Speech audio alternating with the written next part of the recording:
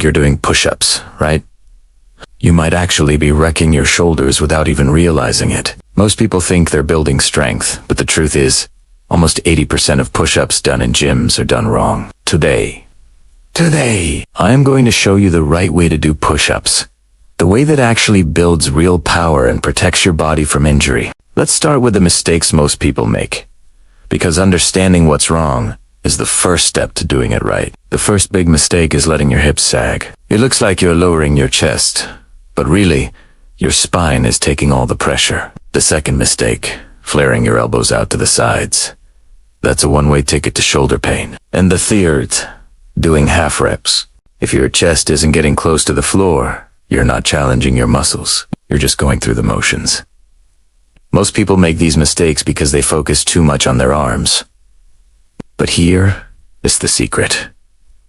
Your arms aren't the real engine of a push-up. Your core is. Now let's rebuild your push-up from the ground up.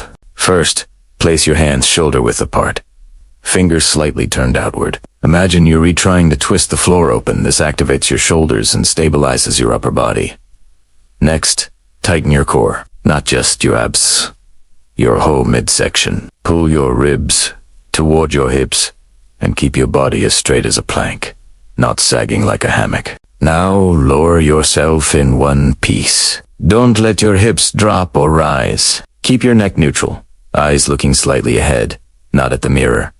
Finally, push back up through your palms. Feel your chest and triceps doing the work, not your shoulders. Think of your core as the foundation of a skyscraper. If the base wobbles, the whole structure collapses. Build that foundation strong, and every rep will become twice as powerful. Once you've nailed the basics, let's fix the details most people miss. Keep your elbows at a 45-degree angle, not straight out.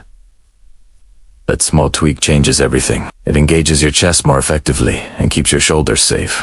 Scientifically speaking, when your elbows flare out, your shoulders rotate inward. That's what causes strain. But when they stay at 45 degrees, you maintain external rotation, your strongest, safest position for pushing. See the difference? You're not just doing push-ups anymore. You're engineering movement. Now let's make things even better. When you lower yourself, imagine pulling the floor toward you, like you're trying to stretch the ground apart. That movement activates your lats, your big back muscles, turning the push-up into a full-body exercise. When I first learned this technique, I could barely do 15 clean reps. But after fixing my form, 10 perfect ones felt harder.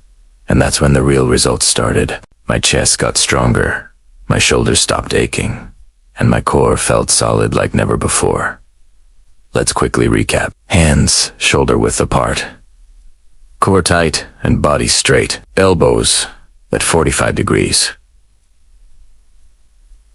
Chest to the floor. Controlled movement all the way through. Now, here's your challenge. Drop down and give me 10 flawless push. Not fast. Perfect. Focus on every inch of the movement and feel how much stronger and more stable your body becomes. Remember, don't just count your reps. Make your reps count. You've just learned the real way to master push-ups. Keep practicing. Keep refining. And I promise your body will thank you. Subscribe for more smart training tips, and let's keep getting stronger together.